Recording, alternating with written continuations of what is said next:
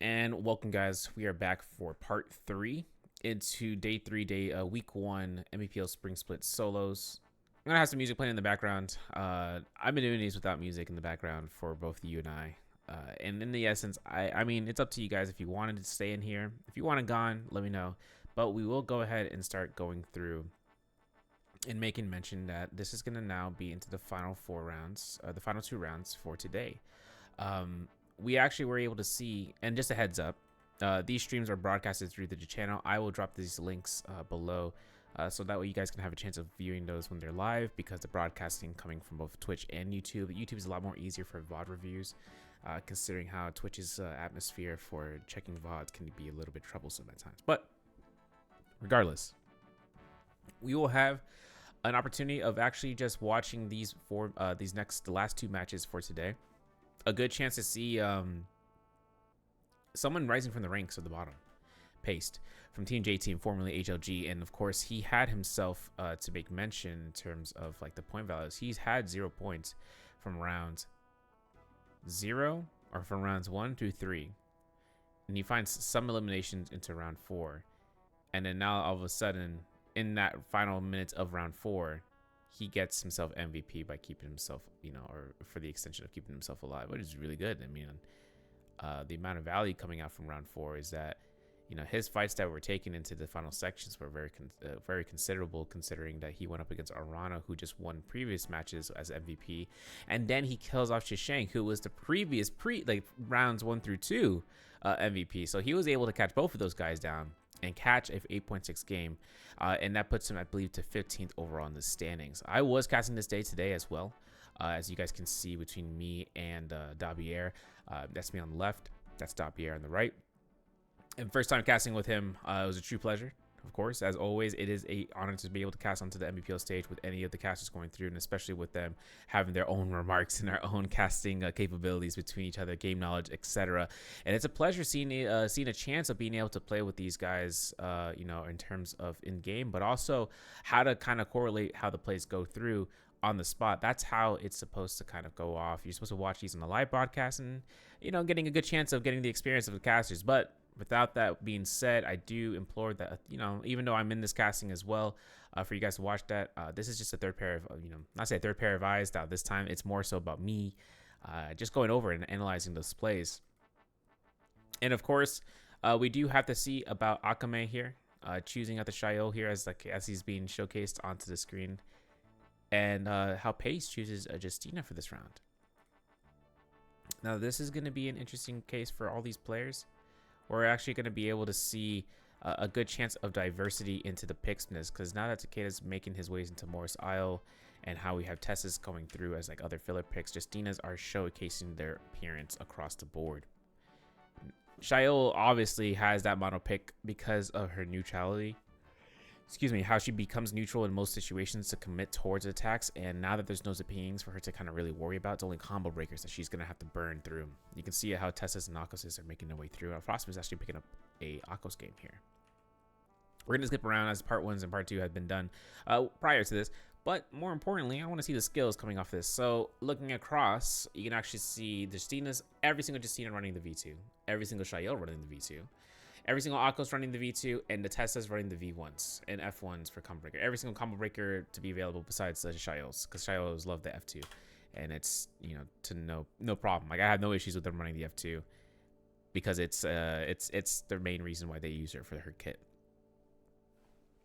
Now spawns over here towards the servant's grounds. Gonna have KLA, BBE onto the guard with the DRG there with Fang. JDG and TE are actually gonna be nearby. Well, maybe Chishang is actually more further out. Yeah, a little bit further out. But Moonfall Pass, or Moonlit Courtyard, I should say, on top of Crow's Nest, I believe.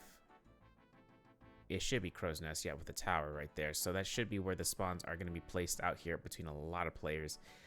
Fang actually being at the top of the leaderboard so far across every single player in the standings on the top 18.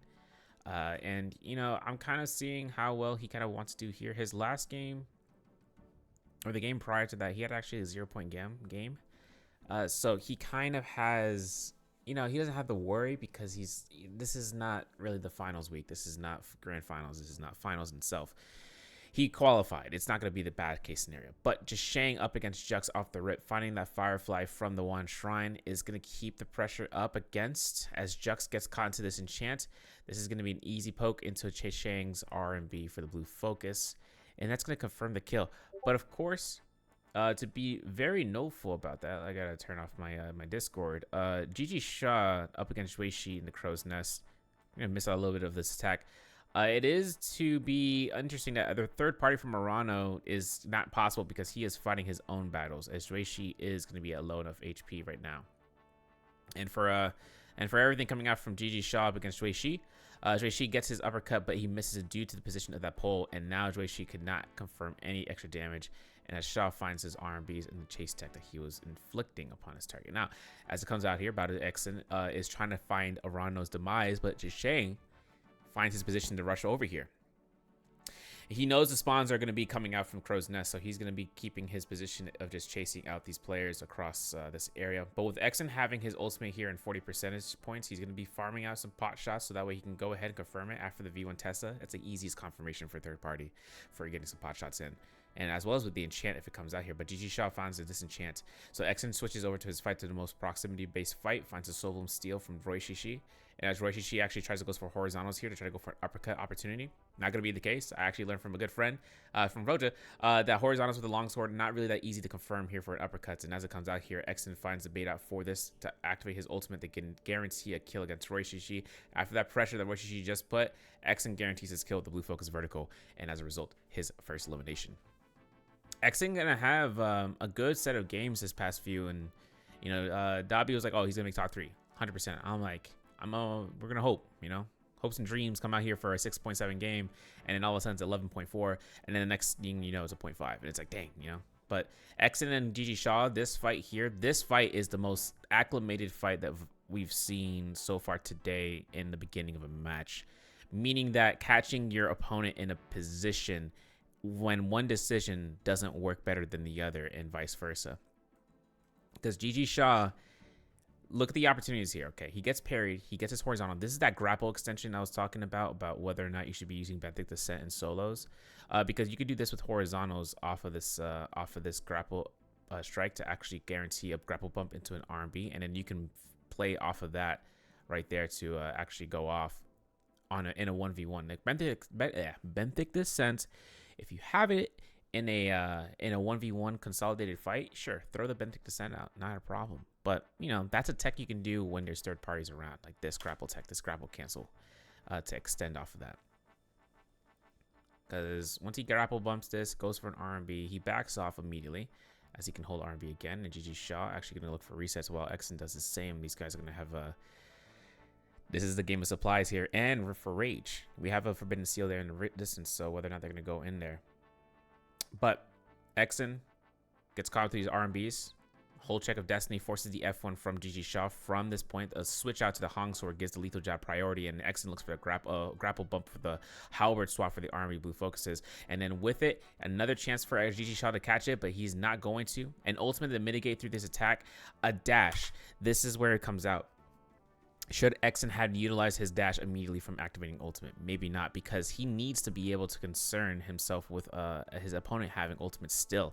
So for him to ultimate into immediate dash was too much of a greedy move. Maybe it was his way of actually positioning and thinking, oh, he's stuck in animation. But at the same time, when an ultimate can be used while under attack for Akos, that is where it comes into play, because you have no, like, the only level of in which Justina V2 does not, like, the only level that it caps at for what Justina V2 can be is gold focus abilities. That is the cap, right? And underneath that is gold focus attacks from weapons, right? That she can still freeze. But above gold focus abilities is ultimate casts. So, oh, well, either that as well as, I don't think Tianhai F1 can actually get caught into it as well. So anything that kind of reciprocates anything of that nature for catching someone out, or even invulnerable attacks. Besides F1 Akos, I don't think so, because he can get caught in that easily. Besides, I don't think invulnerable attacks even actually matter. In the meantime, though, ultimate cast abilities, they don't care about Justina freeze. So while he dodges here, Exon looks for an immediate dash. But Gigi Shaw is low enough for where a pushback from his ultimate would have worked best, and that consumed one dash. This is where Exen got really greedy.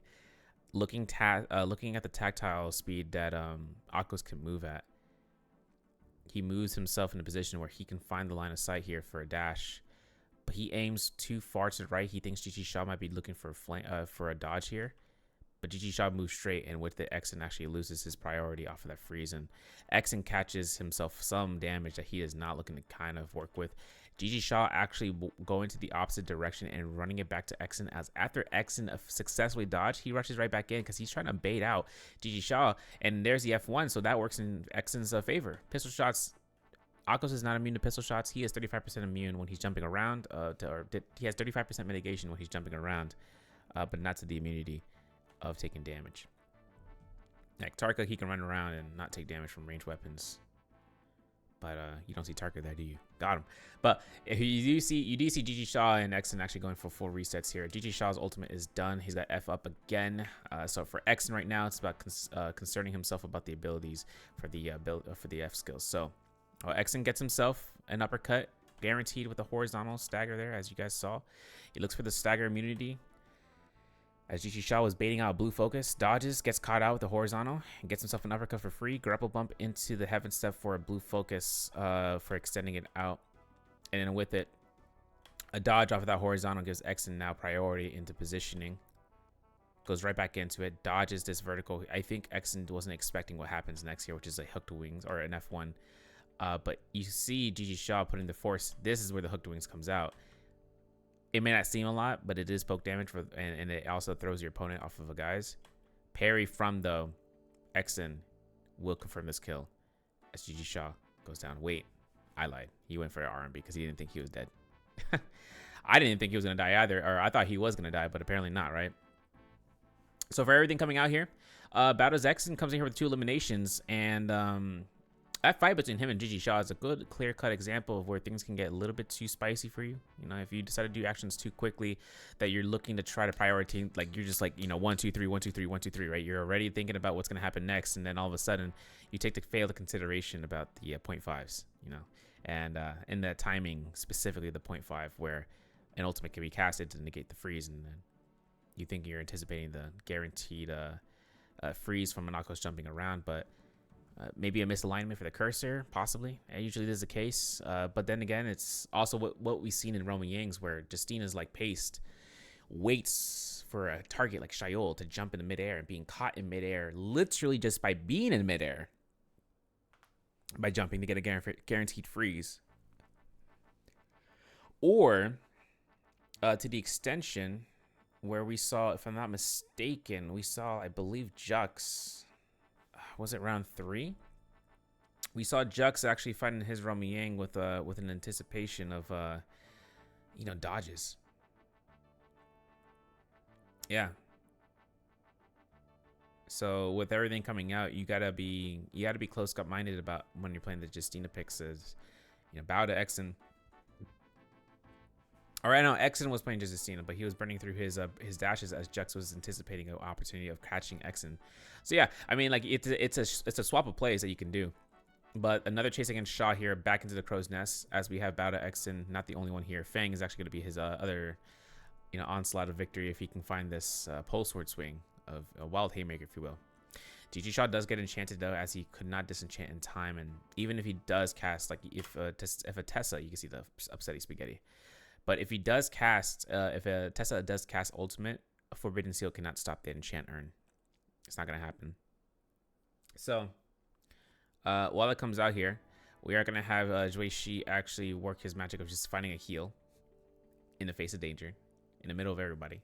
Jux is in the back line here, as he doesn't have any eliminations yet. He is just looking for an opportunity to enter the Romy Yang. And this, my friends, this is where Grief Master Central 3000 comes out. Romy Yang spawn and pushing your opponents back. Now, you're allowed to do... Okay, hold on. So, you're allowed to do this because you can use your F ability. Don't use your ultimate. But you use your ultimate. You use your F ability because you can reset... Your F ability resets when you enter the Romy Yang. So, if you find an opportunity of doing that, like right here, I think Shui Shi was the one, right? Yeah. He pushes back to Exen. and he enters it. That, my friends, that right there is that makes it's a salty feeling of not being able to enter because someone denies everybody else. But at the same time, everyone's gonna fight anyway, so it is what it is. Just take it how it is and fight against it. Now Arano up against Jux. Into the sky they go. Range shots are the range shots. You can see these guys are pelting each other if they can, but Jux goes in scale rush position for the fan and tries to commit some staggers as a result. I've seen actually Jux do some nasty stuff with the grapple in midair and catching someone and catching an R&B blue focus with a stagger. So he can actually get away with it if he can. He'd be doing work. And as Arano keeps the high ground, Jux burns through his F2, but he does cancel it early, so he gets cooldown. This is where Arano this is where Arano comes up here and starts to play the game with the VT Justina. So when he catches Jux into the stagger position, R&B to the uppercut forces this ultimate cast to come out. Can we play this in slow speed? Because I'm about to do this. No. We're going to do 0.5. Jux looks for this freeze, right? Goes into a R&B, tried to poke out for a toothpick because he was looking for staggers. That was his main objective here. He finds a grapple bump into another one because right here, this jump LMB, even though it doesn't hit the second hit, he confirms this kill with just an R&B blue focus. He could have confirmed that early on. Even Jux was like, brother, you know, like, and it comes out to being frustrated, but the position that Justina can take is so, there's so many variables, right? Because she can confirm that freeze the activation of ultimate for a knockback when when she's in uppercut position against her opponents, and certain weapons can really complement her with that, because this right here confirms, goes for staggers. He even jumps. He doesn't go for shifts. He doesn't want to burn shifts. He just wants to try to get those jump R&Bs in order for him not to burn as much energy, because he's looking for as much toothpick damage as possible. There it is. Uppercut, jump LMB, confirm the series, R&B blue focus. Jux's frustration is maxed out as he loses Ren Yang for the first round. Lion's actually, Frostbus has actually won his Ren Yang, so that's great to see. We're going to see a Jade be picked up here. If I'm not mistaken, it's going to be Alchemy. And how the buff is going to be Vermilions, you know, because I'm always concerned. Okay. I've seen players pick up a white, like I saw a player pick up a White Tiger's Prowess into day 1 or 2, so I was kind of, you know, eyebrow raised like The Rock. But Jux gets towards the zone.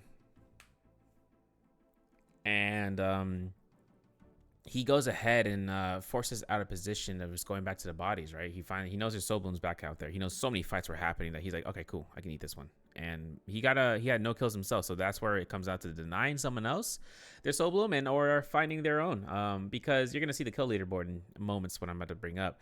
Frostivus finds Wei Shi though as Fang comes downward from the downward spiral, and as Fang comes out here, Wei Shi. It's what Frostivus is focusing on. Frostivus wants to take Juishi out big time. But one thing that comes out is that since Fang is here, Fang has ultimate cast. Forbidden Seal isn't active. So what happens then is that Juishi does not want the ultimate cast to be utilized by Fang. He uses the Forbidden Seal himself, throws a Tesla ultimate to try to confirm a hit so that way the opponent isn't expecting their own ultimate to save them in this moment. But Frostivus, he avoids it. He holds the blue focus.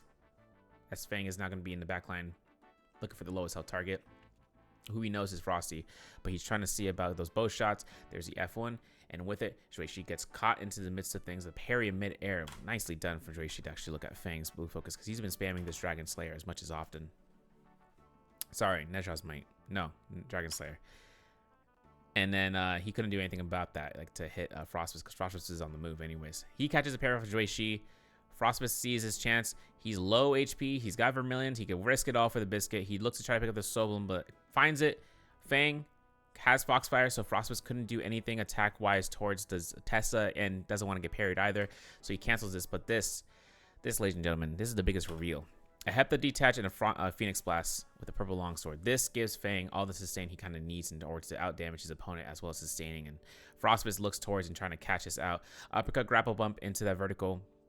He knew he couldn't get the blue focus because the rollout was going to come out anyway, so he tries to go for a stagger, but outside of the zone, he has no ultimate immediately here. But as an F1 is ready for Fang, since the cooldown has already met, Frostus will get caught out here into the jump LMB, where he gets eliminated. But it's okay. He does have a Vermilion, so he's able to stay in the game for a little bit while longer. Over to the side, though, into Celestra, Roishishi finds Arano. And Roishishi has no ultimate. He's actually without ultimate. And he's got F2. He tries to throw it, but he has only one grapple.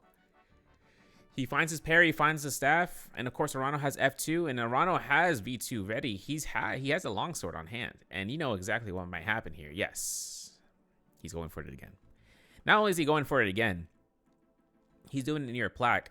No, the plaque's not going to be used, but this RMB to the RMB, this is great, right? He finds it. I thought Terrain was going to grief there, but there it is. That is where he gets grief. As a result of the staircase and falling down, Arana couldn't find time to shift to his opponent in time, even though he catches his RMB. He tries to go for a third RMB when he should try to go for an uppercut there, which then Roishishi takes full advantage of it, just taking the time to use F2 as a soft combo breaker. Second dash is missed, and Roishishi is now safe for now. He has no grapples. So while it comes out here, Arano actually has himself to get killed by a blue focus clink, or even to the extent Arano looking for the stagger for the light attack to kick Roishishi to the bucket. But Roishishi had that common armor swap due to the looting that he was able to find. Right, look how fast he, or no, not the looting he was able to find, but with the common swap that he was able to find to hit that and immediately go through with it. What's crazy too is that he found the heal. He found the time to heal here. I mean, for the vitality. So this is big for him to find this common armor swap to be faster with it and getting blue sooner. So if you're like, oh man, could he have picked up? No. He held blue there. He did a good job by picking up the armor immediately to be able to hold blue in order to not just clink, right? Because clinking wouldn't have killed Arano. No, that blue focus to come out killed Arano, and that gives Roishishi his advantage here. Arano having the Vermilions burned, giving Roishishi his second kill. It's pretty good. The only problem is that he doesn't have any grapples, so he can't get to the zone fast as he's hoping. Now over to the Servants Grounds, or yeah, Servants Grounds. We're gonna see Frostibus and Fang next to each other. Fang backing off here as per usual. These guys are just looking to try to loot up here. This is where we can skip around, and then we can go to a replay of Roishishi versus T225 into Roma Yang, where we know T225 won his fight. F2 comes out here, and an early ultimate from Roishishi gives T225 himself to burn the second block just because. Even though Roishishi catches the LMB, he can't do anything to prioritize off of it. And then we're going to see a dual blade into the dash RMB that T225 takes to full consideration. And into the Eventai Temple, T225 finds Jux. Jux gets his RMBs off. You're going to see an F2, the hit bash, the shield bash. And T225 actually gets his RMBs off of here. Quite nicely put. And if that Fear and Detonation pushed Jux there, you can see he has a Hong Sword. So T225 would have looked for a slight uppercut the moment that he saw this to come out here. Or rather for an RMB to launch his opponent into the zone. But that little fence post right there, that gives Jux just enough time to actually leave that ridge and to get out here and trying to loot up and find an armor if he could. But T225 sees that armor swap, knows that if whether or not he's trying to block it, doesn't matter. He's going to catch Jux as a result of the Furin. So Jux was in the spot here of like shimmy, yay, shimmy, yo. You know, he was just like shimmying around and trying to scare rush up. And this blue armor, T225 sees that blue armor. So if he does see his opponent trying to get to it, he would be there first. But then he sees Jux shift back over. So he shift LMBs with a Hong Sword just to magnetize his way downwards. So that way he can dash again and then catch a jump LMB off of Jux with his free Furin. He'll pick up the elimination with this RMB. So boom, insurance policy for the second Roma Yang. Pretty good stuff, to be honest.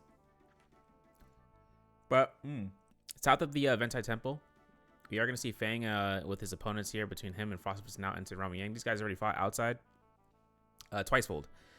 Well, not twicefold. I mean, they fought outside of the Roma Yang once, and then they fought they didn't engage in Servants Grounds. But Fang and Frostibus up against one another. It's Tessa versus Akos is the point to be. As Frostibus uses his F1 here, this parry guarantees himself to actually look to try to pick up his second parry. And right after that points, Fang is like, come on. Have to detach, get some sustain, boom. Now he's at 1,000 health. Now he has a guaranteed Tessa ultimate.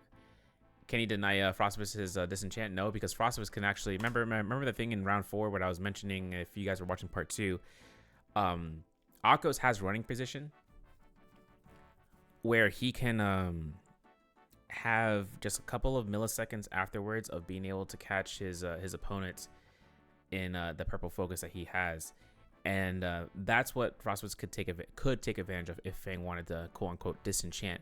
Because if he doesn't hold blue focus fast enough, then the purple focus will commit to a stagger. He doesn't have a combo breaker to kind of work off of that, so he didn't want to really risk that. Because he could have used a combo breaker to deny the disenchant as well as an option, but he also has to worry about the V2 that Frostbus does have on hand.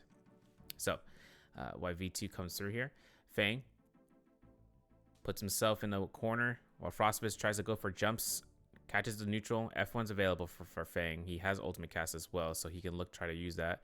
It's going to confirm here. F1's available for Frostbus. He holds blue. But then with this, catches no chance for the disenchant. Now this is where Grief Central 101 comes in. So Fang has this disenchant held to work off of to be able to catch an uppercut Fan Infinite. And this uppercut does not come through to his benefit because it was too soon. It was too late by that point. Frostbus takes full advantage of that and catches that neutral. That's what Fang is like, shit, you know, like I would be like that too, because look, the timing here is like there's like a second. He can't catch that jump LMB as fast towards the LMB uppercut as he's kind of hoping for, because Frostbus disenchants, and the moment that you like in the normal case scenario, like no enchant in play, LMB uppercuts can be confirmed for the most part, but when you get disenchanted, the stagger that you were previously applied, when the CC control gets, you know, removed by just cooldown itself, you actually can reset your position, like your status of not being staggered, and then you can roll out. And that's exactly what Frostbus took advantage of, because then boom, bam, bow, finds elimination. It's a tough cut. It's a tough cut play, but Frostbus found that one niche and worked it into his favor, and finds a gold Hong sword as a result. Gets his purple bow, gets a jade, which I believe is Blue Moon 2. Blue Moon 2, not Stamina Strike. Not Dual Ring. It's going to be Abyssal Aura that he's got. Maybe just for the defense. It might be just for the defense, right? And just having a causality ability for his vertical for daggers if he pulled it. Fang goes back to the Crow's Nest, where he knows there's a heap of Soul Blooms out here because he had 6 eliminations to this point. So he's kind of good there. Roishishi hiding out this Roman Yang, or this Morse Blessing, in case anyone wants to try to loot it up. And Arano spawning in here finally. Close to a minute down from his Roman Yang depletion, which does last for 4.5 minutes. So make sure you guys keep that in check as it comes out. It is interesting that Arano, though, you know, picks up Valiant Challenger so people can find him. Frostbus there. Arano escapes. He starts gliding down. Let me show you what I mean. Like, he finds that White Tiger's Prowess. He's like, no, I don't want to fight that. So he knows that person has a gold weapon, confirmed. So he's just gonna back off here and make sure he can try to not fight a target who does have that massive amount of HP. But the problem is that he's Valiant, so everyone can see where he's at all times when those pings start to happen on the map. Oh, we're gonna see a replay though. What happened to Arano against Roishishi, who does catch him in a bad spot. He hasn't even ulted yet. Arano. Come on, bro. Okay, there it is. F2, though. Catches it. This is what you can do. He goes for this toothpick. He actually might lose time here against Roishishi as a result. Yes, because this is where it goes down. Because, honestly speaking, Freeze catches his toothpick, grapple bump. Goes for the 1.0. I think he spent too much time. He should have risked the biscuit for what it's worth, for guaranteeing a freeze and not shifting. Because like the sooner he did that, he would have had enough time for another R&B. I think he would have killed that. I honestly think he should have risked that second dash to be immediately after that rollout that Roishishi was looking towards. But you know, it's a small time frame, so Roishishi finds it. But he also did lose the Rumying as a result. So both of these guys are gonna be playing now. This is where it really becomes, not say stagnant, but these players are just playing out for placement after this point. Arano finds Roishishi. He's gonna attempt this for the 3rd time again. But you know what's crazy about this? The fact that when Roishishi gets caught into this freeze, that explosion from the V2 forces the Flaming Cage to fall down. take this into consideration. Don't get griefed by it, or rather use it to your advantage, because this is where Roy Shishi actually gets caught into the burn. So does Arano. And then as a result, all the players in the nearby vicinity will look towards and picking up him into this corner. And as Roy Shishi actually gets himself caught into between a rock and a hard place, he looks towards a V2 catching Arano, but a Tesla ult coming in from T2, well, not T225, from JDG Shisheng, which confirms, but he can't catch him in time. V2 comes out for the flash steps teleport. Roy Shishi has one more block, but no one's engaging him as of just yet. So, you know, it's kind of the basis of that.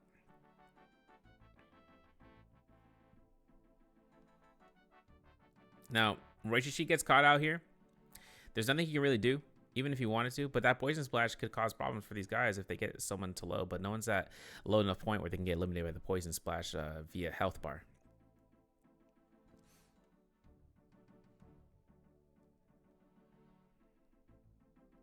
And I think Arano, you know, having his chance to pick up a Soul Bloom here is going to be slim to none, because he does have a minute left on the bar. He finds C225 and he uses his F2, but he has no ult to burn. He can't set up his combo. And the crazy thing about it, excuse me, is that the F3 pushback from T225 pushes Arano like in the face of danger for that pistol shot to come out from the back line. That's why, like, you know, third parties come into full play here. And it actually puts Arano to, you know, he's got to work out his positioning for that. So what he does is he rushes down towards T225's position. And as T225 is also now the lowest health target here, a Tesla ult denies T225 his spotting. And then with this, ladies and gentlemen, this right here is the most freest Soul Bloom pickup of the century for Arano. And that is going to be forcing him to go to the distance.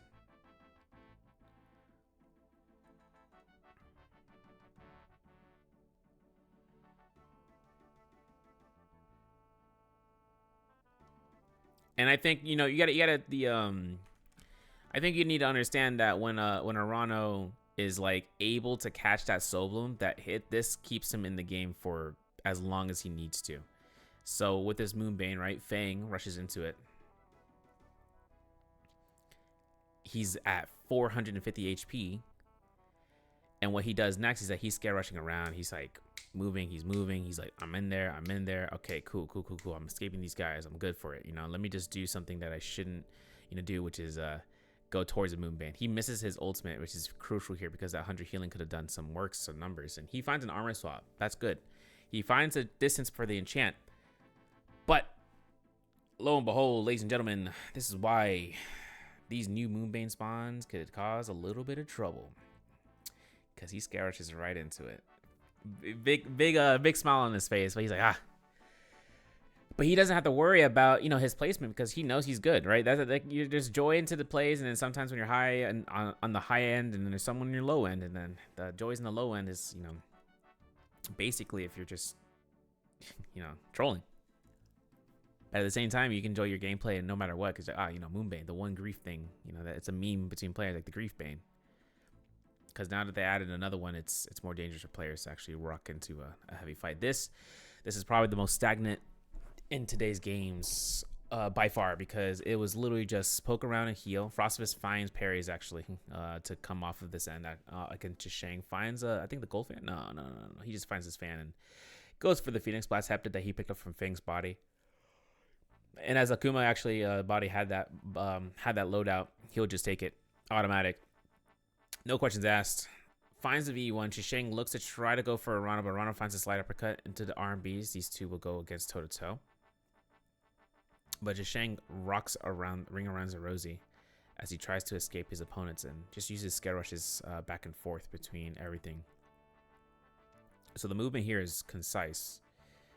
If anyone comes in, he clings, he can back off. He has F1, but Arano looks for Shisheng, finds him. Shang does not want to use F1 just yet. He's just going to go ahead and just back off because he was given the opportunity in doing so. And so with that being said, he just keeps it rolling. He keeps getting chased as Arano goes for it. And then the secondary Moonbane. This is where it gets interesting for everyone having to split away from this temple because they can't stick here much longer. Now a minute into it and or like 1 minute left and Shang's in the middle of all of it. Avoids that Moonbane as a result, but this forces Arano to go into the circumference of it. Excuse me. And Deshang actually gets his escape as he's looking for, but Arano's not letting up. He had to stop moving because this, this movement circle's right there. Like, he almost got blown up. If people are in nearby vicinity, they can actually hear you getting smacked by the Moonbane. So, while Deshang getting pot shots here, Frostbite actually finds high ground position to the northeast, towards the villages, and Arano finds out Deshang as a bit of a nuisance, hiding in and hiding out, but he can't do anything about it. He's a Justina. He has to wait on sheet until he's in the open for an ultimate cast to be worthwhile for his efforts, especially coming off of what he's been doing with the longsword early on. Now, Frostbite and Arano, they would be sneaking up onto Deshang, who does find his engagement towards Frostbite as it comes out here, because it all comes down to poke damage. And Deshang takes a fight that I don't know if he wanted to take here, because he scare rushes up. He's in this position of, yeah, we're in the corner of the zone, and I'm gonna make sure that you're in a bad spot. And he finds Buttery Rocks to his advantage here, as Frostbite forces his own F1, has no more of that invulnerability, and he throws him right back to that building. What a clean play here. But with that, Frostbite finds his Hepta detach with the miraculous Phoenix Blast, and then the V1 Tesla gives Deshang just enough healing. Coming back into this, and Arano has F2 to burn after the R&B comes out for the first hit from the blue focus that Deshang dished out with the fan. And obviously right then and there, Arano gets caught out almost the extension. He has ultimate here as a pushback means of not having anyone wanted pushing him. So he takes the time to reset and builds up rage as a chance of canceling out his ability there. You can see that. Deshang, no armor, avoids this F1, gets caught in the bow shot at 600 HP, looks for another heal, finds this Hepta Phoenix Blast a little bit too troublesome, so he avoids it by using ultimate cast, but he gets caught anyways because Arano, he said, I'm gonna take this Soul Bloom, and then Frostbite is like, I got this whole check on deck, here's the Hepta, take that hit free damage, and I'm gonna get my heal back. And again, F2 coming out from Arano, but guess what, that Soul Bloom pickup that he got, this guarantees Arano a solution to this problem. But Terrain is what grieves out Frostbite here, as is shown that when you're in the shadow circle, your vision gets obstructed if it's by the circle's end. And that's where Frostbite actually was able to drop that uppercut. Now, as Arano gets this first dash missed, he's not going to really look towards and making sure it happens again, because Frostbite gets caught into this point with the Phoenix Blast to confirm this, and that's going to be the victory for Frostbite as he comes out and grabs those eliminations. But rock, let's go. And as Frostbite grabs his victory there, he's not the MVP for this round. I think it's going out to Arano. He picked up the elimination, or he picked up a lot of eliminations, and then he turns out it was Fang the whole time. Bait out. Now, because Fang had 6 eliminations, and I think he was 4th place. So that's a good spot for him to actually grab those points. You can see that right there. Yeah, he was 4th place with the ranking points. No, 2, 3. No, he was 3rd. He was 4th place. He's 4th place. Yeah, 4th place because Deshang got 3rd with 1.5. Arano got 2nd with 2, and then Frostbite got 1st with 3 ranking points. So it works. It just works. Now, coming off of this end, round 5 does conclude here. MVP stats for Mr. Fang, as he had Hepta and Phoenix Blast. That was his, that wasn't even the most damage he was dealing out with. He was with a pole sword that he was killing it out. And that pole sword was coming out from the Crow's Nest fights that he was having between the multitude of players, between Gigi Shaw, between Exen, and just having the chance of fighting those guys out before his Rumble Yang fight, for him to come back for his Soul Bloom. So for that, we're going to stop for here for round 5, and then we're going to be getting it back up for round 6. Before we go into round 6, I want to take a look at his standings. So Juishi is really at the very, very bottom, while AS got passed by Reishishi. Paced at 15 slot. He's catching up to the points that he earned in his day 1, but the more important aspect about that is this. It's that he's also right behind, he's also right behind, Jux, right, for performance. 25.2 for JT Space, and Jux is at 27.2. 2-point difference, 2 kill difference, because then you have to worry about the gatekeeper, right? Number 12, and that's going to be XXY. Even though he's not playing today, it's 29. 29 versus 27.2 and 25.2. So as long as his Pace gets 4 eliminations, as long as Pace, or as Jux picks up 2 eliminations minimum, and if Pace gets eliminated early on, the next objective is passing out Wang Liang. So You can see Frostvus actually picking up those eliminations at the end there. It's gonna have him in a very nice tidy spot here for the placements for finals this weekend, and of course he's gonna be doing a heck of a job there too, as he said in the interview, like I made mention. And there's me, ha ha ha ha, that he just wants to make it to 1 bi-weekly finals, and this one's being his first one. Hopefully not the last. I'm not, you know what, cast a cursing that, but as it comes out of here, he's actually gonna have a chance of being able to make it the finals now with his position at a superseded length. Now for game 6, we're gonna have this to be the round pick selection, the final one into Morris Isle Dusk, and we're gonna see a mono Shio pick as per usual. But now we're gonna see more Tessas, more Shia, more Justina action, and Fang actually picking up Takeda. And then with this last option, Roy Shishi actually picks up a Tarka as a pick here. Now, Tarka Panaman, synonymous with one another, CDY now, under Wolves. But now that Roy Shishi trying to have Panaman here, his positions to fight his targets like a Tessa or like a Shio really comes down to this. Can he catch her in an infinite before she uses ult? And the reason I say that is because he can use his energy for V1 in order to burn out the blocks, but she'll be trying to go for neutral anyways because she'll have the stand of F2 available while she is in ultimate, so she can use that to push back her team or her opponent to actually just go ahead and come out on top.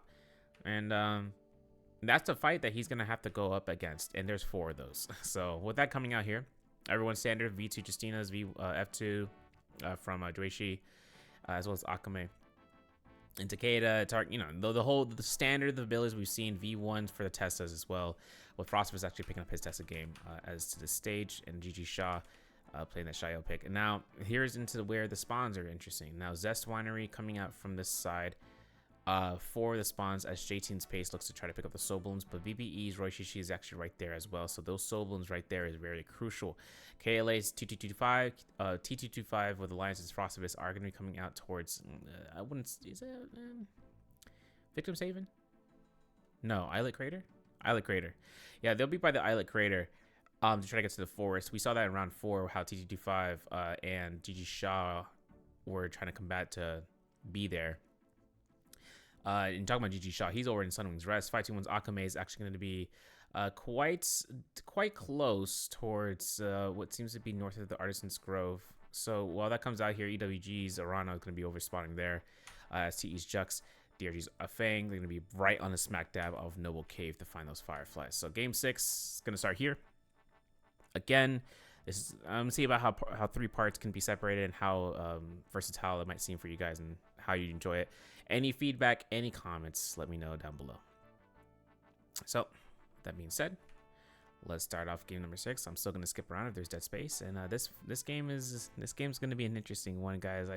Like I said, I casted this one, so if you guys want to watch that, I'll drop the live broadcast below. But watch it for any of the other ones if you're looking to try to get full value off of it. Fang and finds Jishang with full ultimate, and I made this point out earlier that Jishang, right, he chases Fang to the ends of the earth towards the ravine, but he stops right there.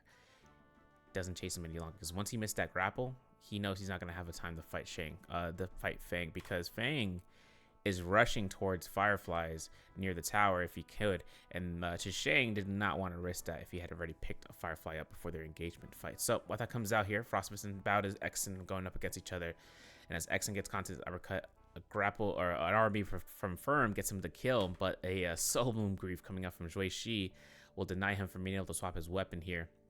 Finds a vertical, doesn't have a chance to actually launch a Thunder Strike attack from the Katana. And we actually see Rishishi getting eliminated almost minutes into the match with Arano picking up the elimination into Arzen's Grove. TE Jux arriving to the scene, wondering, hey guys, what's going on? And he's looting up here as a result. And Arano actually finds him because he was like, yo, I heard the grapples. So he's going to be going ahead and chasing that out. As TE's Jux looks to try to focus onto, just moving and schmoving around, Arano will look for any sort of opportunity here to engage his target. So for anything, Arano goes ahead, watches as the chaos unfolds, and then he makes sure that he can find that third party, because now that this Akos is going crazy, this pace puts the pressure on Jux.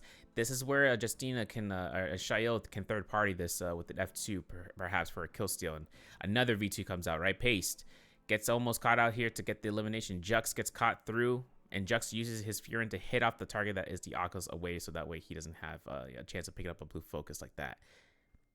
And as Jux comes out here, goes to the grapple strike, tries to look for a scare rush out here, gets caught in the scare rush again, and Zhisheng actually looks to try to focus into place. And as Arano sees his chance for the F2, he knocks back Zhisheng and looks in grabbing into the kill. Because, you know, for the kill itself, it wasn't necessary. Like, after the kill that Zhisheng actually was able to confirm here, getting denied the Soul Bloom is huge because you can see Zhisheng does not have ult ready. Heck, him losing the Soul Bloom is like him also getting his reset on his armor. So now he has to expend one and rush away from this fight until he wants to re-engage. Just judging how his opponents are actually putting this pressure on. So when that comes out here, Pace finds Arano, who is going to go for some small skill scare rushes to walk around. And with that, we're going to see Arano look for this R&B for the pole sword. Pace jump Fs and ensuring that he can put maximum velocity and pushing a little bit of distance for his opponent who's rushing in. And he looks towards and using Zest Winery's terrain of the buildings, of catching himself through the windows and finding a gliding path. I like to call them the vertices. The vertices is a movement that comes through when you are looking for point A to B to C and allowing for your skip to be made. Now, Pace, he catches an LMB, a double LMB, or a double RMB from Murano, or a double LMB, yeah, from Murano with the longsword, and he's gonna have to back off here because there's too much people. There's only one other person that could agree for that, and that's the other player. With Akame though into this forest. This is the Tiger Prior selection you see, you know, because T225 and Akame, they have Joishi and GG Shaw to look towards and trying to kill. But look what Akame does here. Quite possibly one of the plays of all time. I have to be honest. Because he finds T225, who finds elimination. But he picks up the Soul Bloom. And as Akame gets his guaranteed freeze, like I said, guys, Justina V2, you look for those jumps. If someone is in a hippity-hoppity state, they can't even scare rush. They can't even scare rush. I want you to think about that. And T225 was in a position of being locked in here. So for that scare rush not to be confirmed, that's pretty much the case scenario. Akame finds his guaranteed freeze, goes with the R&B, and with the release coming out here, picking up the Soul Bloom, anticipates GG Shaw hearing the blue focus from the back line, finds his parry, goes for it, and extends it with an extension for his dash in order to get his second kill in a row. And this Soul Bloom is going to be saved for Rama Yang. He's looking to not build up rage here. He doesn't need to. If he needs to find Fireflies, he'll find them. And if not, he's just going to keep that Soul Bloom there for insurance. But Akame, you know, he's got his chances here to, you know, loot up as often as he can. Juxto in Jade Pond, while Pace is actually over by Jade Pond. And Jux just tries to keep the heal going on if he can. Now, as Roishishi looks to heal up in here into Celestial, we still have the Romu Yang to kind of worry about. Exon holds his horizontal. And with that, this could be another chase through the Zest Winery as a result. Sorry about that. I had a little bit of temporary pause. Let us continue. As Exon was getting chased here, and still is by Arano. It is interesting to note that we are about to enter past this point where, you know, GG Shaw finds a bounty on Akame. Now, the most important thing about this is that Arano has to use his ultimate here just for pressure for Exon not to engage. I see, like, you don't want to fight a Chayo. In case scenarios, you could, but it's really under Romyang's that you have to in V2 form. And Exon already had a lead in terms of running around. So he takes the time to expend his time of having to stick to her in close quarters action. So in that way, he can, like, just, you know, use his lead he already has, capitalize off of it, because it's kind of like fighting a Zai. Unless Zai catches you, you don't want to try to fight her if you don't have anything to your arsenal to kind of work against her. Because it just comes down to it. You know, the type of character that kind of put pressure like that is, it's undeniable. But talking about pressure, undeniable, GG Shaw finds an elimination off of Joy Shi into the zone. I'm not sure as to why. Joy Shi being over there. Does Joy Shi have... I can't even see him on a leaderboard. I don't know if he has a Vermilion... Or not Vermilion. I don't know if he had a Romy Yang depletion, because he didn't get any kills here. I mean, he did... If he did see eliminations over to Yonder, then yeah, that'd be the case. But GG Shaw finishes him off of the zone, which is kind of wild. Actually, kind of coming out of this, that's kind of wild is the fact that actually it hasn't even been the first Romy Yang. Looking at how that fight transitioned with Gigi Shaw and how KLA 2225 is still here, Akame picking up those eliminations early on was pretty snazzy. So if T225 finds Akame, I don't know if he's gonna notice who he is, but if he gets killed by him again, you know he's gonna have a talk with him after the game. He's gonna be like, yo, why are you doing this to me? Because I was not expecting those that extension that you're gonna need. The freeze was gonna come out. And Akame's like, hey. But Romy Yang here, all of these participants, I think, enter pace actually finds that first slot too. And it's going to be up against Akame. It looks like the order is going to be KLA C225 versus Jux from TE, Akame versus Paste, and then Akuma / Fang versus Frostfist. So this should be interesting. This should be good. This should be good. Now, Akame up against Paste. Akos versus Justina. It's dangerous for Akos if they're not careful. But if he finds an opportunity of using the pressure from his pounce forms to work in his favor, then he should be able to catch this. Or he just goes ahead and gets a parry. Clean. Actually finds that Honk Sword. Immense amount of damage spike. But he gets his F1 and goes for the RMBs. Goes for the chase here. Gets another parry. My man's clean with the uppercut coming out here for the neutrality. And that RMB is going to confirm kill against Akame. Feels bad. You saw a little shudder, but I think he's going to be looking towards fighting him again. T225 against Jux. Jux uses his ultimate to push back, but this is where it kind of gets interesting for Takeda's versus Shio's, because anything coming up from Takeda cannot be, it can't be used. Like, Shio denies every single hits coming off from the beginning of his ultimate to the end of his ultimate. So he's going to have to, like, neutral her out and then save the Fearance for in case if he needs to use it defensively or such. So it really just comes out to plays here between the opponent. And the tough part about that, he stays on the ground. This is, you can call it a tech other than, because you were waiting your opponent to burn all their energy because they're expecting to roll up so they can go for an R&B. But then T225 counteracts that by using his F2, and he goes for the shield combo rush. And as Jux gets caught out here, he's got V2 to worry about for the task flash step teleport. And as it comes out for the clinks, clink for number 1, clink number 2, a free fear in here. And guess what? Another dash to be available for the pursuit flash. So T225 was holding on to that for good reason. And Akame finds Gigi Shaw outside of the zone. Gigi Shaw gets almost caught into the 1-2-3 coming out from Akame, who does have ultimate here. Now, this is going to be interesting because I think these guys back off. And even though the range shots come out, they actually make their way towards the Soblums out into the zone. We know that Gigi Shaw got the elimination of Joy Shi, but I'm not sure if he had another kill he was kind of holding on to and making sure going through off this end. So let's take a look and see.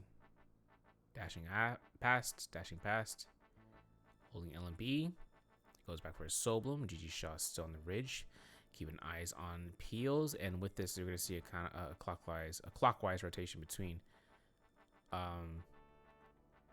for Akame to actually go through on this end. Now, obviously, Akame has his chance here to actually look and work towards, making his way back into the zone. But in the meantime, Pace and T225 find their fight over outside the Noble Cave. And it comes out to this point, man. I have to really make sure and see about how this goes through. So, I mean, T225 puts Pace in a position where he cannot be in, I'm making an offer he can't refuse, right? And that's using his V2 forcefully. And then that also confirms the third party for Pace to not lose the kill out to, and then Shang says, you know what, I'm gonna take a piece of your own medicine, and throws an F2 to third party as successfully as it comes out. I think he actually eliminates neither of these guys. These actually were both Vermilion Bird Smites participants, so they actually went through full throttle, even with a third party in mind, and lived it out. Akame playing for placement as he should. Look at this man's position, all right? Pace is at 27.2, Akame is at 27.7. You see the left side. And he's tied with, like, the guy who just rose up from the, not tied, but he is getting climbed up almost by the guy who rose from the grave in terms of point values from Pace. So, and also to the extent of Jux. Jux is also in the position of being in a bad spot because look at this, 0 elimination so far. He's got Roman Yang depletion for another 2.5 minutes, and ironically, Akame is next door to him. So, finding Jux here to be eliminated also works in Akame's favor. But holding placement is also another thing, because he's like, there's no way Pace is going to make it through. Or rather, he doesn't think that his opponents that he needs to take care of in terms of placements afterwards can have that type of turn back, that, you know, turnaround of the century to complete a top 12 placement spot. You know, sometimes you kind of attribute to, like, you know, I got 2 kills, I can place, I should be good. My guy shouldn't have kills. And you can press in game, you can actually find who's kill leader to kind of target that. And that's not even like up to the par. Like, you find the kill leader. When we get to bi-weekly finals, this is where we're actually going to see the 8-round system or the match point system to be in place. So players will look towards the highest skilled person, the highest scoring player. And if it ain't the player at match point, that's good. That means that the game ain't over. The bell hasn't rung. And these players are going to make sure they press J on the keyboard every single time they find out who is the kill leader. And if it's the person who's at match point, to actually, if they win out, they look for that character. They don't even care who it is. If they find someone hiding out and they see that character choice to be like a Shayo, fine, kill the Shayo, right? Find that Shayo and murder her out. If they find her going crazy inside of a fight, fine. Find the Shayo, third party, invade it, because that's where it's going to end up going through for even the trios. Oh, and trios is going to be a dangerous one coming off of that end. But just like how Frostfist finds Jux in a predicament over the cliffside, finds a scare rush as his F1 is down. There's a free R&B coming up from Jux, and he actually avoids that V1. Nicely done. Of course, R&B's from the fan here to try to throw off those points. GG Shaw denies this and looks for the kill steal against Frostfist, and he gets it. The F2 is confirmed. Jux goes ahead and gets denied the Solemn. He is in pain, you know? Oh, my man slowly took out that headset, man. He's just decompressing, man. Not depressing. He's decompressing what just happened there. Like, he's just decompressing that, like, tension, right? Because you gotta know he's right there, like, on the corner of the 12. But he needs to get to the 29, and he thought this Soblin was gonna come up to his favor, but GG Shaw finds that and avoids the pistol shots as Arano and Roishishi, as well as with the Exen looking to try to invade upon thee. And it just feels bad. But this isn't his only week in playing. Jux has went from from ALL towards the TE, so he has that momentum for him and actually keeping a good average against the players around him. But here it comes down to the first bi-weekly, and we're going to be ending this off for day 3, round 6. So before we hit the finals on Saturday, it should be good. It should be a good show to see how these players kind of want to make sure and going through, because Pace and Akame are the only other 2 participants that are really climbing it out, and a 0.5 increase with that multipliers for them to actually give them a little bit more boost to their point values. There still is a 0.5 difference between these 2 though, so really careful between Pace and Akame. If Akame is going to be holding down the backline as much as possible, that's his plan. But the Roaming spawns here, and this is an opportunity for him to pick up better gear if he hasn't been able to pick up any already, to just be able to get full advantage over his enemies with the damage output that he can now process off that end, and you know, being safe with it.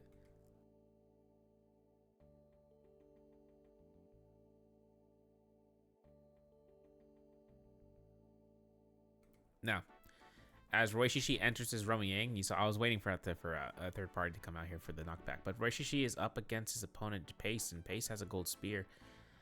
If I'm not mistaken, Pace actually has Heartstopper kick.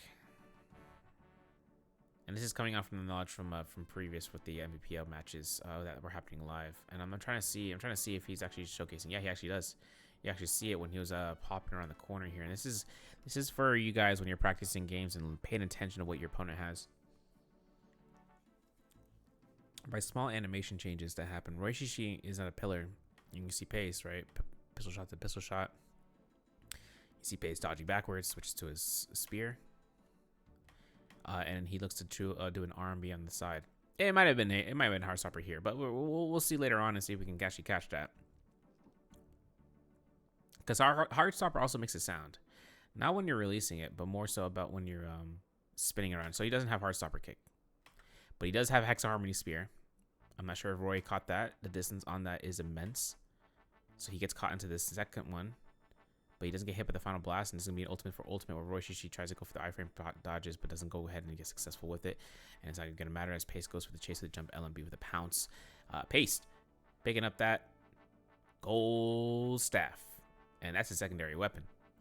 but also to the buff. I think he's gonna pick up White Tiger's prowess here, as he can, just to keep the offensive pressure if he goes for third parties for kills. Because right now his climb 3 eliminations. He's now actually passing Akame if Akame hasn't won his Romiang, which doesn't seem to be the case. Actually, I'm not even sure if Akame was able to enter that in the first place. So we'll take a look and see about how whether or not he actually got his pace through there for it. But one thing that kind of comes out here for certain is that Paste, picking up 2 gold weapons so far, has himself to see it. Arano actually picks up the White Tiger's prowess buff as well. And Akame didn't enter the Romiang. He wasn't able to. But he is now passed out by Paste. And it's a 0.6 difference now between him and the Gatekeeper. So it's between these two to actually level it out. Akame still holding out for replacement. This second Romiang doesn't have Vermilion, so he doesn't have to worry about his target surviving for an extensive amount of period of time. But he doesn't even know whether or not he won Romiang in the first place. So it just really comes down to how his decision making comes into play for how he wants to position him to the end circle. But Roy Shishi finds Fang. Fang goes ahead and gets his staggers out here. While Roy Shishi gets staggered out, he's not going to get chased out, but he's going to be doing the opposite. He's going to be going ahead and doing that for himself, because as much as Fang put pressure on him, he was just burning for resources and backing off with the pressure coming in from the third parties and fourth parties, as it has been calculated to his advantage. Because now that he's in the middle of all this, he forces fights where they may not be looking for, like Exen, for instance.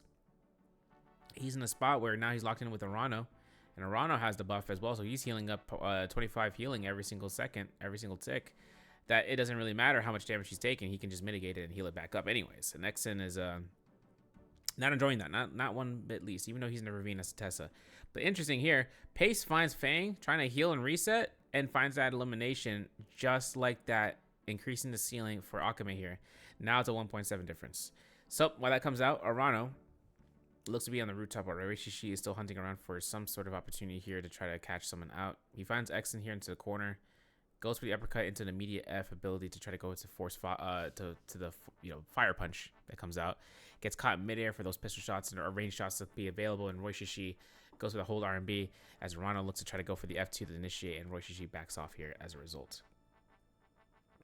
Now Roy, yeah, he can do this. He can run around. His best case is actually finding buildings to find armors in if he can to quickly heal it. But he doesn't cancel his ultimate, but it might be to his benefit, kind of. I don't know, because if he cancels ult there, they can ambush him. The longer that he has his ultimate going and running the meter, the lower rage he's going to be able to save in case of anything for the future, because now that everyone kind of sees a Tarkun in the field, they can actually find his no armor form. Pace finds his elimination like that, and actually take a quick gander about eliminating him from the lobby, and that's going to be the case. Roy Shishi actually not able to make it through for top 12 here as he's eliminated out. Akame is the only other factor into the bottom of the 6 to actually try to get himself out from that from the realm of despair. But like I said, don't despair too hard. It's only the first week. You can always look back to the plays and learning about the process about improving one step to another. And of course, Pace finds his opportunity of looting up Fang's body from prior kill. Try to get some supplies. It's going to be his hidden stash if it's still having some available for him. Now Akame, revealing himself into the masses. Blue armor, purple dual blades. He does have bodies around him, around and around. So if he looks to try to find a purple armor off of one of them, he could take that to increase his armor sustainability for fights where he doesn't have to take chip damage and it affect a good percentage of his total armor bar. Of course, we know that Fushishi's body is inside that building. Could he have gotten it? Maybe not. But there's other bodies around. There's more fish to see as it comes out. And Paste is, he's doing some work here. He actually made it. He made it to the top 12. He has 5 eliminations in the game, or 3 games were 0 points for the first day, or for this today. And then he gained 4. He gained points in the game 4, game points in game 5, and game points here to be now in the top 12. And that's all it kind of really comes down to in his position of doing so. He has Heartstopper now. It is revealed that he's got Heartstopper now.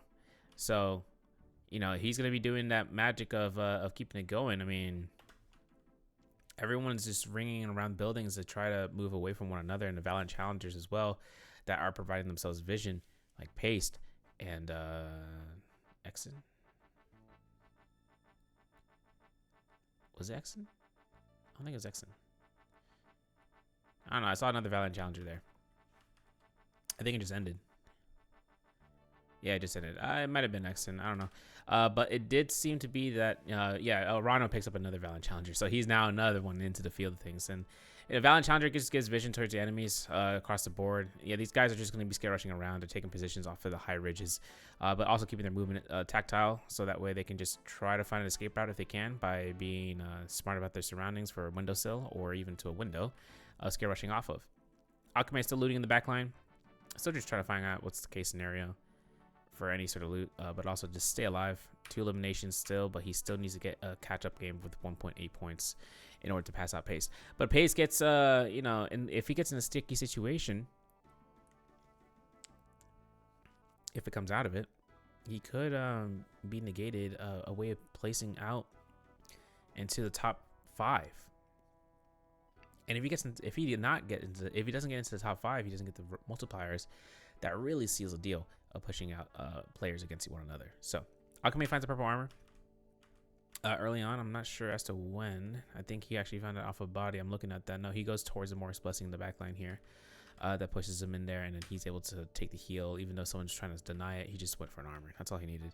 Pick up 10 armor powders. He still got them, and he still has 2 vitality, so 2 healing berries to kind of keep himself safe.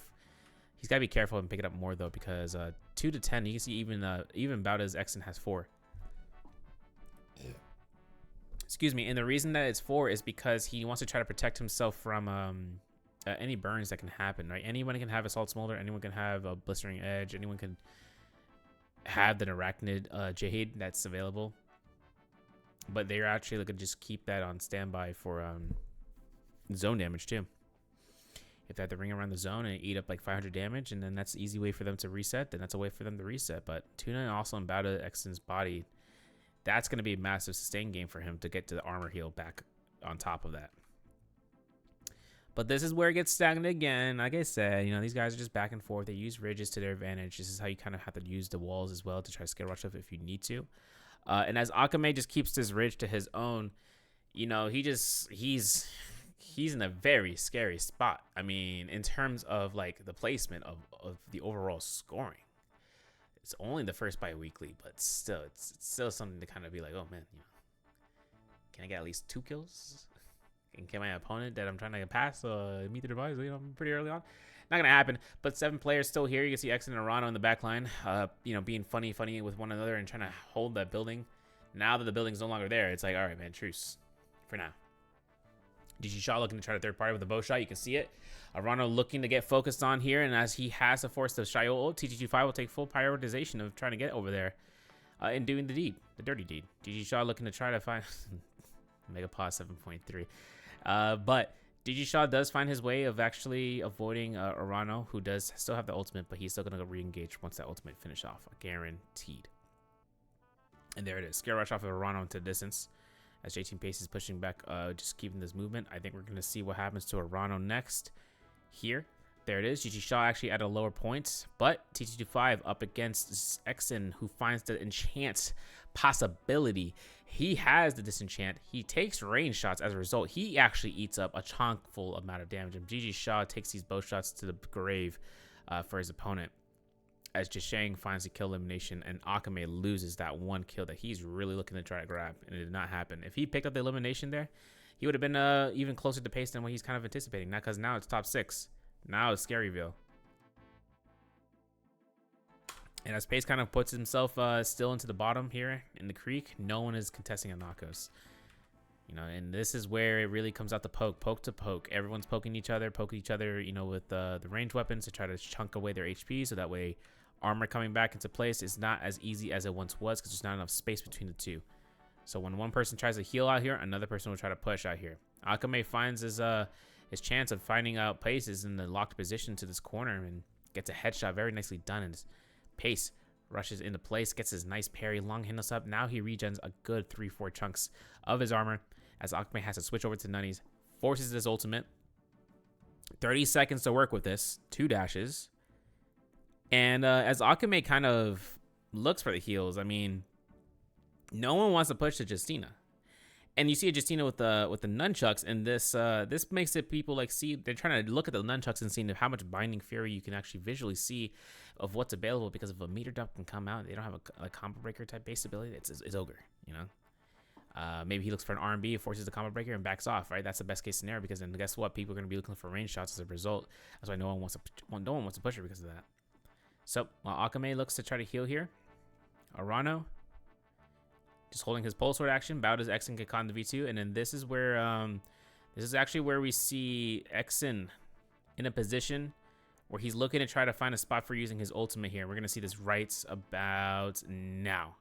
As two characters are in the sky, Exen finds this as a real estate opportunity where if anyone's in the aerial position, right, his ultimate cast to be able to deny them from being able to do anything for dodging midair is coming out to them at full cost circle. Like right, I don't know. Exen does it at one point. I can't remember when, but he's looking for it. He pushes out Arano, and then he looks for the hold to the horizontal. He's waiting for it. He's waiting for it. There it is. He catches Chisheng and Arano into the sky, and this is what precedes the violence to occur in the last 40 seconds. As V2 comes out from paste, he's knocking out Akame from the zone, but he has ultimate up again. He's going to be going ahead, waiting it out, finding positions. He's got Spear. This is one of the best weapons for him to actually have in his kit, as he can use Crescent Slam for a single hit blue focus. There it is. Army comes out. He hits it. He gets a hit confirmation off of Pace, and now he goes again for waiting for the cooldown. Gets a secondary freeze, but since Pace is freeze immune, he will find this chance of losing out his soul as Pace just picks up kill after kill after kill, as well as Bowda's Exen. But we're going to see right then and there, this man is in relief form, man. He is chilling out La Vida Loca. He's got his water bottle. He's sipping it. And, yeah, wins it out as an MVP again. This one's for you, homie. And this is really crazy. You know, coming up from the valley of where he was. Woohoo! You know? And you look at the points, and that's the reason why. 11.9 points. He picked up 3 eliminations there at the end. Right, let's just ponder that. 3 eliminations in a split second, in the blink of an eye. He gets either 3rd or 4th place. I'm not sure because of the multiplier for the ranking points. Is that 1.3, and then 10.4 is yeah, it's 1.3 too. Yeah, so he has 1.3 multiplier there too. So with that, I mean, even though he plays 3rd or 4th, really nicely done. Gigi Shaw there as well, but you know, to the extent of Arano as just being alive and Bowda Exen getting some last minute acceleration points, it really does come down towards the top 12. And excuse me, as standings are made, these are the players that won't be able to make it for this finals this weekend, as Akame, XXY, Jux, Reishishi, AS from JL, and FPX Reishi do not make it through. But congratulations for the top 12 here. Wang Liang made it through. Just, you know, kind of a good gap between Wang and Akame, though, so that's the secondary placement. But also the fact that Pace beats out Frostus by 0.1 point because of those last 3 kills, you know, it's kind of impressive. I mean, he had the same point first day value. Look at this point value, same first day point value, and then a 0.1 difference where Pace puts him above, or puts himself above, and that's pretty admirable. I mean, he had 13th place, I think, in the spring before grand finals were to occur, but we are going to see this to be Fang's game, his day actually, to actually surpass Mike by 0.6 points. Now these, I'm not sure if they're going to take proposed points into finals. I believe they do.